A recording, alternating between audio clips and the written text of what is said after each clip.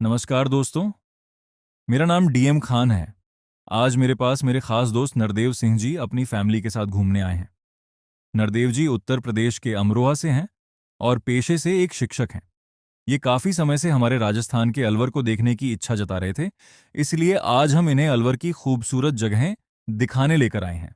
सबसे पहले हम पहुंचे मूसी रानी की छतरी और संग्रहालय म्यूजियम देखने के लिए, लेकिन दुर्भाग्य से यहाँ इस समय मरम्मत और रखरखाव का कार्य चल रहा है, जिसकी वजह से म्यूजियम बंद मिला। हालांकि हमें इसे अंदर से देखने का मौका नहीं मिला, लेकिन इसकी ऐतिहासिक और खूबसूरत वास्तुकला आज भी लोगों को अपनी ओर आकर्षित करती है।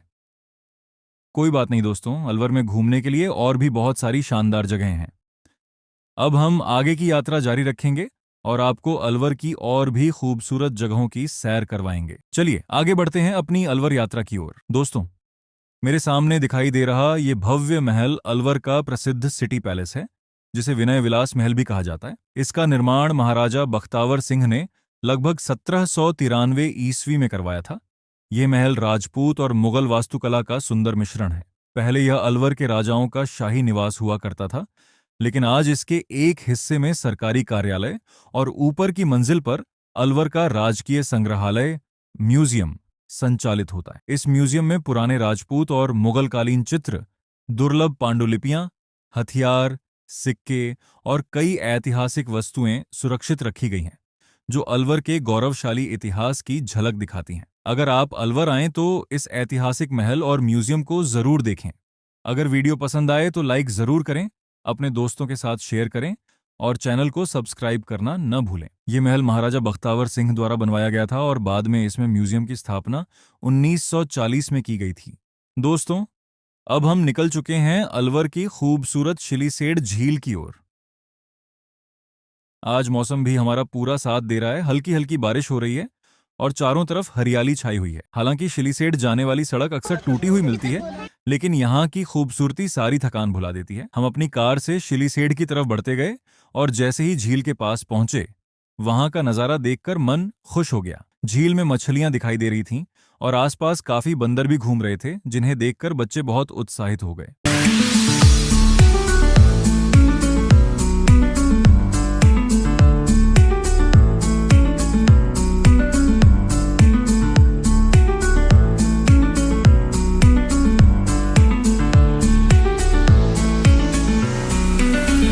इसके बाद हम शिलीसेठ महल पहुंचे। महल की ऊंचाई से झील का दृश्य बेहद शानदार दिखाई देता है। दूर दूर तक फैला पानी, पहाड़ियां और बरसात का मौसम मिलकर ऐसा दृश्य बना रहे थे कि मानो किसी हिल स्टेशन पर आ गए हों। कैसा लगा बेटा? पता हाँ। बेटा तुम बताओ कैसा लगा यहाँ पे? बहुत अच्छा लग रहा है। अच्छा लग रहा है? आपके यूपी से अच्छा है? हाँ। भाई कैसा लग रहा है वरदान आपको? बहुत अच्छा। तुम बताओ बेटा कैसा लग लग रहा है? बहुत अच्छा। बहुत अच्छा। दीदी आपको कैसा लग रहा है हमारा रास्ता? अरे बस बहुत खुश हो गया मना के। पता भी नहीं था कि अलवर में इतना नैनीताल वाली फीलिंग आ रही है। हाँ, नैनीताल से भी अच्छी फीलिंग आ रही है। नैनीताल में 2 बार जा चुकी हूँ, लेकिन ऐसी फीलिंग नहीं आई जैसे है। और आप देखिए, ये कहते हैं कि राजस्थान के पहाड़ बिल्कुल वीरान से होते हैं। आप देखिए हरियाली यहाँ अभी थोड़ा सा नैनीताल के पहाड़ों से भी अच्छी हरियाली है यहाँ पर। अभी और ऐसा लग रहा है 7 पहाड़ों से घिरे शहर में घूम रहे हैं चारों तरफ से। पहाड़ियों से अभी थोड़ी सी और बारिश स्टार्ट हो जाएगी तो सारी पहाड़ियाँ ये हरी भरी, ये सारी पहाड़ियाँ हरी भरी हो। काफी संख्या में पर्यटक भी यहाँ घूमने आए हुए थे। सच कहूं तो हमारा अलवर किसी भी मायने में नैनीताल से कम नहीं है। यहाँ का प्राकृतिक सौंदर्य और शांत वातावरण हर किसी का मन मोह लेता है। दोस्तों, इसी खूबसूरत शिलीसेठ झील में बॉलीवुड की मशहूर फिल्म करण अर्जुन के गाने एक मुंडा मेरी उम्रदा की शूटिंग भी हुई थी, जिसमें सलमान खान और ममता कुलकर्णी नजर आए थे। हमने यहाँ खूब फोटो और सेल्फियां ली। बच्चे भी झील और आसपास के खूबसूरत नज़ारों का भरपूर आनंद ले रहे थे। बारिश, पहाड़, झील और ठंडी हवाओं ने इस यात्रा को और भी यादगार बना दिया। दोस्तों, शिलीसेठ झील केवल एक पर्यटन स्थल ही नहीं, बल्कि अलवर के इतिहास की एक खूबसूरत निशानी भी है। इस झील का निर्माण 1845 में महाराजा विनय सिंह ने अपनी रानी शीला के लिए करवाया था। रानी के नाम पर ही इस जगह का नाम शिलीसेठ पड़ा। झील के किनारे बना यह खूबसूरत महल भी रानी के निवास के लिए बनवाया गया था। आज यह स्थान अलवर के सबसे प्रसिद्ध पर्यटन स्थलों में गिना जाता है। बरसात के मौसम में यहाँ की खूबसूरती कई गुना बढ़ जाती है और झील, पहाड़ियाँ तथा हरियाली मिलकर एक अद्भुत दृश्य प्रस्तुत करती हैं। दोस्तों, शिलीसेड की खूबसूरत वादियों का आनंद लेने के बाद अब हम पहुंच गए हैं अलवर की एक और ऐतिहासिक और प्राकृतिक जगह नटनी का बारा। यहाँ का माहौल बेहद शांत और मनमोहक है। नदी का साफ पानी, आसपास की हरियाली और ठंडी ठंडी हवाएं इस जगह की खूबसूरती को और बढ़ा देती हैं। नदी में कई कछुए आराम से तैरते और घूमते हुए दिखाई दे रहे हैं। इन्हें देखकर बच्चे काफी उत्साहित हो गए और बड़े ध्यान से कछुओं को निहारने लगे। दोस्तों, नटनी का बारा केवल प्राकृतिक सुंदरता के लिए ही नहीं बल्कि अपनी लोक कथा के लिए भी प्रसिद्ध है। कहा जाता है कि बहुत समय पहले एक नटनी कलाबाज कलाकार ने यहाँ ऊंचे पहाड़ों के बीच रस्सी पर चलकर करतब दिखाने की चुनौती स्वीकार की थी, लेकिन कहानी के अनुसार उसे धोखे से सफल नहीं होने दिया गया। उसी लोक कथा की याद में इस स्थान को नटनी का बारा कहा जाने लगा। आज यह जगह अरावली की पहाड़ियों, ठंडी हवाओं और प्राकृतिक सौंदर्य के लिए जानी जाती है। बरसात के मौसम में यहाँ का नजारा और भी शानदार हो जाता है। यहाँ आकर ऐसा लगता है जैसे हम प्रकृति की गोद में कुछ सुकून भरे पल बिता रहे हों और हम भी इस खूबसूरत वातावरण का आनंद ले रहे हैं। नटनी का बारा की खूबसूरती का आनंद लेते लेते हमें शाम हो गई। ठंडी हवाएं, पहाड़ों के शानदार नज़ारे और प्रकृति के बीच बिताया गया समय हमारे लिए यादगार बन गया। The next day. अगली सुबह हम फिर एक नई जगह की सैर पर निकल पड़े। इस बार हमारा गंतव्य था अलवर की प्रसिद्ध धार्मिक और प्राकृतिक धरोहर गरवाजी। दोस्तों, अब हम पहुंच चुके हैं अलवर की प्रसिद्ध धार्मिक और प्राकृतिक धरोहर गरवाजी। जैसे ही हम यहां पहुंचे, चारों तरफ फैली हरियाली, ऊंचे ऊंचे पहाड़ और शुद्ध वातावरण देखकर मन खुश हो गया। बरसात की वजह से यहाँ का नज़ारा और भी खूबसूरत दिखाई दे रहा था।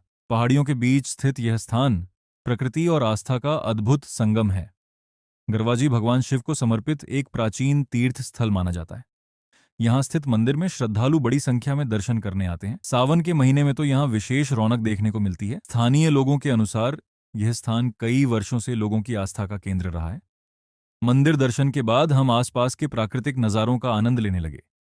बच्चे भी यहाँ की हरियाली और खुले वातावरण में खूब मस्ती कर रहे थे। ठंडी हवाएं और पहाड़ों से आने वाली ताजगी मन को सुकून दे रही थी। यहाँ आने वाले पर्यटक केवल धार्मिक महत्व के कारण ही नहीं बल्कि प्रकृति की सुंदरता का आनंद लेने के लिए आते हैं। बरसात के मौसम में गरवाजी की खूबसूरती कई गुना बढ़ जाती है और ऐसा लगता है मानो पूरी प्रकृति हरे रंग की चादर ओढ़े हुए हो। सच कहूं दोस्तों, अगर आप अलवर घूमने आए और प्रकृति के बीच कुछ सुकून भरे पल बिताना चाहते हैं तो गरवाजी जरूर आइए। बहुत ही अच्छा गरबा जी का ये है, ऐसा लग रहा है लद्दाख वाली फीलिंग आ रही है। बस बर्फ नहीं है यहाँ पर, चारों तरफ का व्यू देखिए। और जिस रास्ते से आए वो काफी खराब था, लग नहीं रहा था कितना सुंदर हमें सब कुछ देखने को मिलेगा। शशि मैम, बताओ राजस्थान के बारे में दो शब्द। बहुत अच्छा लग रहा है, बहुत अच्छा। राजस्थान में अलवर है, अलवर के पास ये गरवाजी का वो है।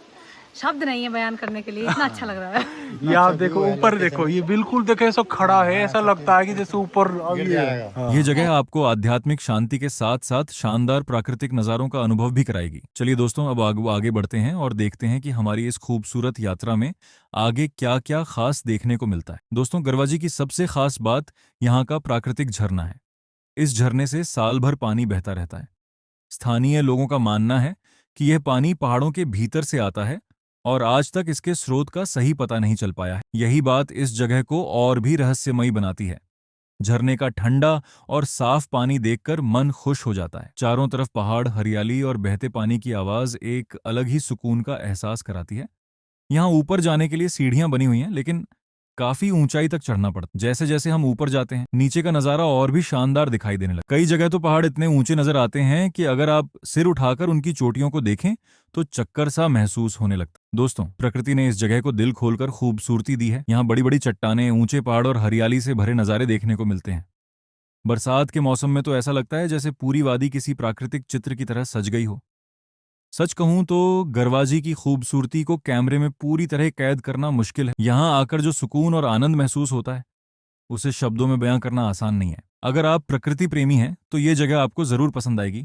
दोस्तों, गरवाजी की खूबसूरत वादियों और प्राकृतिक नज़ारों का आनंद लेने के बाद पहाड़ों में आते हो तो भाई साहब एक मजा ही एक अलग होता है। लिटिल चैम्प सबसे आगे आ चुका है। काफी खड़ी सीढ़ियां हैं, थोड़ा सहारा लेकर चलना पड़ेगा। अब हमारी इस यात्रा का समय समाप्त हो चुका था। इसके बाद हम सभी वापस अलवर शहर लौट आए। इन 2 दिनों में नरदेव सिंह जी और उनकी फैमिली के साथ बहुत अच्छा समय बिताने का मौका मिला। सबसे खास बात यह रही कि बच्चे हम सबसे इतने घुल मिल गए थे कि ऐसा लग ही नहीं रहा था कि हमारी मुलाकात अभी कुछ दिन पहले ही हुई है। जब विदा होने का समय आया तो बच्चे थोड़े उदास हो गए क्योंकि उनका यहाँ से जाने का मन नहीं कर रहा था। सच कहूँ तो हमें भी उनकी कमी महसूस होने लगी थी। कुछ रिश्ते बहुत कम समय में ही दिल के करीब हो जाते हैं और यह मुलाकात भी कुछ ऐसी ही रही। बहुत अच्छा लगा। सही बता। बहुत ज्यादा धन्यवाद और हमेशा याद रहेगा ये टूर हमें तो। कोई नहीं दीदी, फिर आओ आप। हाँ बेटा, आराध्या। आराध्या, बहुत बढ़िया लगा, मजा ही आ गया। अब जब भी बारात जाएंगे यहाँ पे हमेशा घूम के जाएंगे और मामा के साथ ही घूम के जाएंगे। और बेटा किधर तपस्या कहाँ छिपी है? बहुत ज्यादा अच्छा लगा। फिर हमने बच्चों और पूरी फैमिली को प्यार भरी विदाई दी और उनके सुरक्षित सफर की शुभकामनाएं दी। इसके बाद भी अपने घर लौट आए, साथ में लेकर ढेर सारी खूबसूरत यादें और मुस्कुराहटें। दोस्तों, उम्मीद है आपको अलवर की ये यात्रा पसंद आई होगी। अगर वीडियो अच्छी लगी हो तो इसे लाइक ज़रूर करें, अपने दोस्तों के साथ शेयर करें और चैनल को सब्सक्राइब करना न भूलें। मिलते हैं अगली वीडियो में एक नई जगह और नई कहानी के साथ। बहुत बहुत धन्यवाद।